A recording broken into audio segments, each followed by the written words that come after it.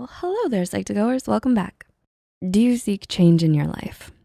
Maybe things have felt rather dull or repetitive.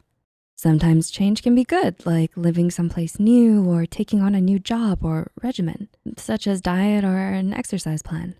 Other times, not so much. Changing your life in 6 months can seem like a lifetime away when you think about how long 6 months feel. However, honing aspects of the way you chase and approach the things you're trying to get is a good place to start. So here's how to change your life in 6 months. Number 1, defining your goals. Have you ever written down the goals you want to achieve? This may sound like a very obvious first step, but in a study conducted by Mark Murphy, it has been shown by neuroscientists that by writing down your own goals, you become more easily capable of visualizing them, and thus more likely to retain and remember why you're doing something. Now, it's not possible to always have a pen and paper lying around, or maybe you don't feel as though you want to go find it. But as you are seeing this, see if you can find a pen and paper, or open up notes in your device and write down what exactly it is that you want. One big goal that will be at the very tippy top. This goal should be the biggest thing that sticks out in your mind, the reason you clicked on this video. For example, if you wanna be the strongest person in the world, you may write 3 core steps, such as exercise every day, eat healthier, and find a trainer. These on their own sound very challenging and as though they may take a lot of time, money, and effort to achieve. Break them down a bit further. For exercise every day, you may make sub-bullets such as Google a good gym, 5 crunches in the morning and 5 at night, and borrow weights from a friend.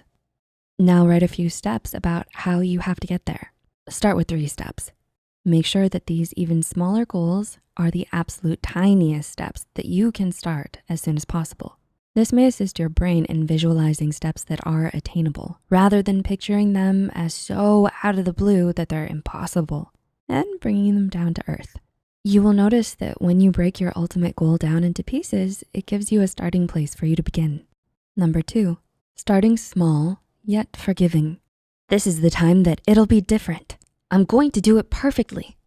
If you find yourself striving for perfection, telling yourself this can sometimes be a detriment to your success even before you start. Ouch.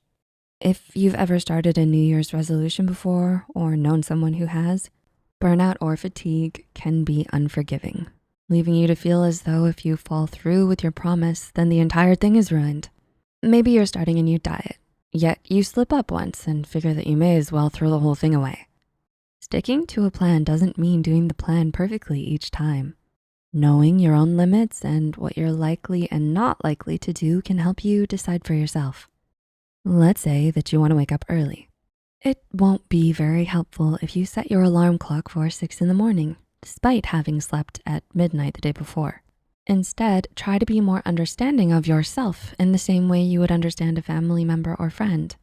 Setting an alarm for 7:50 in the morning may not seem like a grand change that you were expecting, but the longer you wake up at 7:50, the more you can inch the time back once your new wake-up time becomes 7:50. It's 10 more minutes of success versus waking up at 8 a.m. dissatisfied that you weren't able to follow your goals. Progress is progress. Be gentle with yourself. Number 3, celebrate your growth. Understand your hiccups. All success that you make should be celebrated, right? By designating a specific day to review your progress helps you reflect on the progress you've made.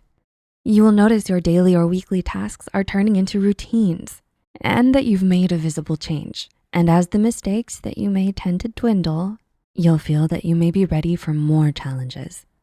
Tricking your brain into thinking very difficult tasks are part of your everyday life, you are actively increasing the amount of change that you can introduce into your life.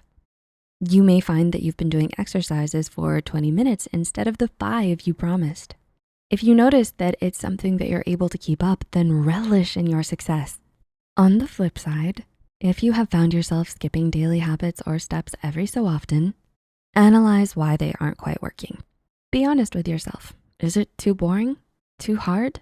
You don't understand it or just don't have time?